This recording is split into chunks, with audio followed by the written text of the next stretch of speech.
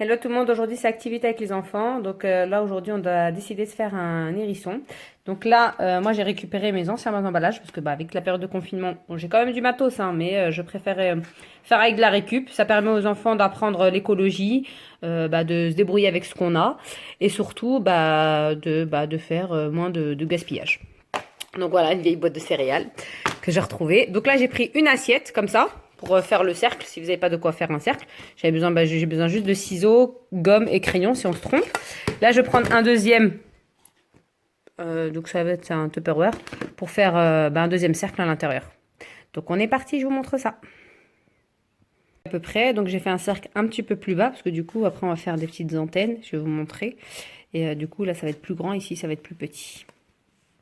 Donc voici ce que ça donne. Donc j'ai fait des traits sur les côtés, comme vous pouvez voir, il ne faut pas les faire vraiment droits, parce que du coup, vu que ça va être découpé, j'ai tracé un trait là un petit peu. J'ai commencé un petit peu à faire les oreilles, on va dire. Après, je vais faire les petites pattes, tout ça. Donc je vous montre ça dès que j'aurai fini, petit à petit au fur et à mesure. Comme je vous ai expliqué, j'ai fait les oreilles. On va faire un petit peu comme des petits cheveux, là, comme ça. Alors tout ça, on va repasser après au stylo dessus. Hein. Là, je fais au crayon papier. Donc un petit peu, hop, hop, hop, comme ça, pas plus. Ensuite, je vais faire ici des yeux. Qui vont être, donc déjà je vais retracer un petit peu l'oreille comme ça. Une autre oreille comme ça. Ensuite, on va faire des yeux ici. Un petit rond là. On va essayer d'équilibrer comme ça. Bon, avec le téléphone à la main, c'est pas évident, donc je vous reprends. C'est à peu près ce que ça donne pour l'instant. Donc j'ai fait un rond pour faire les yeux. Là, j'ai fait le nez au milieu. J'ai fait un petit truc comme ça. Après, on peut faire même quelque chose comme ça, si vous voulez. Hop, on peut faire ça comme ça. Ensuite, je pense qu'on va faire des petites, comme des petites papates ici, des petites papates là. Et donc voilà. Donc, j'essaye de faire au mieux pour, pour faire des petites choses comme ça en bas.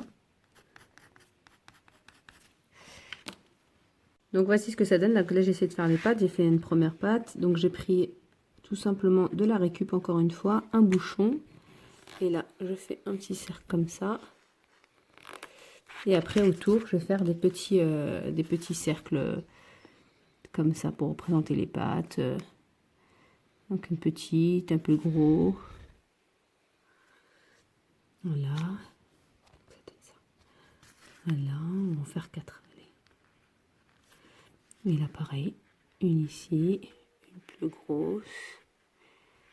Encore une plus grosse. De toute façon, on va repasser après avec le feutre par-dessus. Voilà, voilà. Donc, on continue. Par notre petite création. Par exemple, pour l'instant, ce que ça donne. Là, vous voyez, on a colorié avec un feutre marron. Donc, voilà, pour vous dire à les parents, là, vous êtes tranquille au moins pendant facile un quart d'heure, 20 minutes, voire plus, quoi. Le temps que l'enfant colorie tout. Allez, mon fils, c'est parti. Donc voilà ce que ça donne en attendant que jeune homme colorie. Moi, je suis passée autour de tout ce que j'avais fait en crayon à papier. Donc ça commence à donner quelque chose d'intéressant, enfin de mignon. Donc voici ce que ça donne après une fois qu'il a colorié. Donc là, on va le découper. Donc on va découper autour de chaque trait que j'ai fait. Et du coup, en bas, j'ai commencé à faire des tracés. Donc je ne sais pas lequel je vais utiliser pour l'instant pour pouvoir justement après switcher comme ça et mettre un coup d'agrafe. Un peu autour déjà, vous voyez. Donc c'est toujours ma fameuse boîte. Hein. Et donc du coup, là, on va découper pour faire les épines au-dessus. Vous voyez, j'ai fait des traits, donc vous découpez entre chaque trait, mais par contre, il ne faut pas aller jusqu'au bout. Comme ça va faire les petites épines en fait.